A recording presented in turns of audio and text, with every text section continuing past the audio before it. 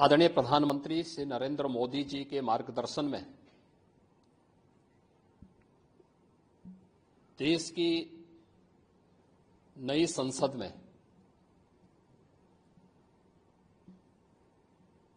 माननीय वित्त मंत्री जी ने देश का आम बजट प्रस्तुत किया है। यह बजट सर्वस्पर्शी,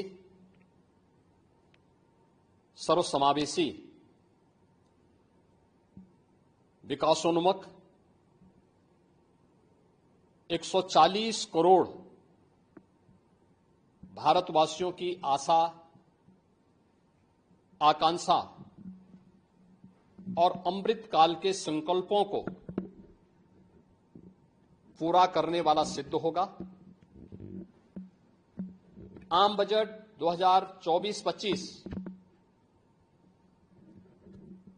आत्मनिर्भर एवं विकसित भारत के निर्माण का एक आर्थिक दस्तावेज है। इस आम बजट में अंत्योदय की पावन भावना, विकास की असीम संभावना और नवोन्मेष की नवदृष्टि है। इस आम बजट में अन्नदाता किसानों की समृद्धि के लिए 1,52,000 करोड़ रुपए, कृषि और सहायक सेक्टर के लिए, महिला सशक्तिकरण के लिए 3 लाख करोड़ रुपए से अधिक का प्रावधान किया गया है। स्वाभाविक रूप से आधी आबादी, देश के सबसे बड़े राज्य उत्तर प्रदेश की आधी आबादी इससे सर्वाधिक लाभान्वित होने वाली है, और खासतौर पर तब जब उत्तर प्रदेश 2020 से ही मिशन शक्ति के कार्यक्रम को प्रभावी ढंग से यहां पर जमीनी धरातल पर उतार रहा है। सर्वाधिक अन्नदाता किसान उत्तर प्रदेश के अंदर निवास कर रहा है। प्रत्यक्ष कर यानी इनकम टैक्स में जो नए टैक्स स्लैब की घोषणा हुई है, ये सभी अभिनंदनीय है, स्वागत योग्य है। इस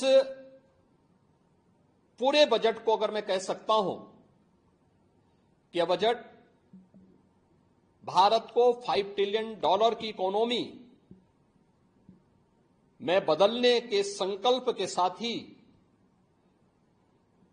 दुनिया के ग्रोथ इंजन के रूप में भारत की भूमिका को और विकसित भारत की संकल्पना को साकार करने का एक आर्थिक दस्तावेज के रूप में यह देश की संसद में प्रस्तुत किया गया है। इस 140 करोड़ जनता जनार्दन के लिए समर्पित, उनकी आशा, उनकी आकांक्षा और अमृत काल के संकल्पों को पूरा करने वाले इस बजट के लिए मैं आदरणीय प्रधानमंत्री जी के प्रति आभार व्यक्त करता हूं। माननीय केंद्रीय वित्त मंत्री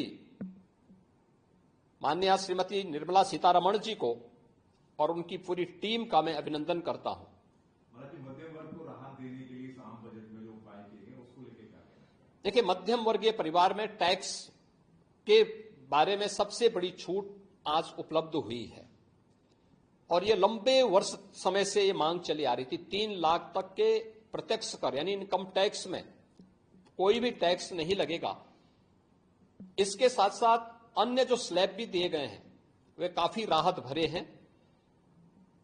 अलग अलग सेक्टर के लिए जो प्रावधान किए गए हैं, गांव के लिए, गरीब के लिए, किसान के लिए, नौजवान के लिए, एमएसएमई सेक्टर के लिए, ये लाखों नौकरियों को क्रिएट इससे होगा। इंडस्ट्री के लिए जो प्रावधान किए गए हैं, मुझे लगता है ये सभी स्वागत योग्य हैं। और नौजवानों के लिए, समाज के हर तबके के लिए, महिला सशक्तिकरण के लिए, अन्नदाता किसानों के लिए, सभी तबके के लिए जो कुछ भी प्रावधान इसमें किया गया है, मैं कह सकता हूं कि यह राम राज्य की अवधारणा को साकार करने वाला एक सर्वस्पर्शी, सर्वसमावेशी और विकासोन्मुख बजट के रूप में यह मोदी 3 का यह पहला बजट जाना जाएगा।